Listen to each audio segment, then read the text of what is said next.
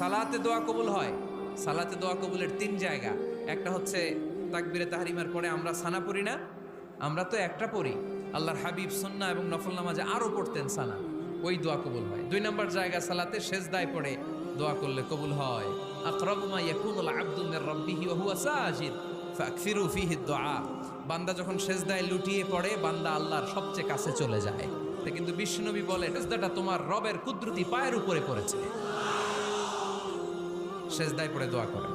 সালাম ফিরানোর আগে বিশ্বনবী দোয়া করতেন, লা ইউসাল্লিমান্না আহাদুকুম হাত্তা ইয়াতাআওয়াযা মিন আরবা'a। আল্লাহর হাবিব বললেন, চার জিনিস থেকে পানাহ না আছে আমার কোন উম্মত যেন সালাম না ফিরায়। তারা যেন পড়ে, আল্লাহুম্মা ইন্নী আউযু বিকা মিন আযাবিল কবর, আউযু বিকা মিন আযাবি জাহান্নাম, আউযু বিকা মিন ফিতনাতিল মাহইয়া ওয়াল মামাত, আউযু বিকা মিন ফিতনাতিল মাসিহিদ দাজ্জাল।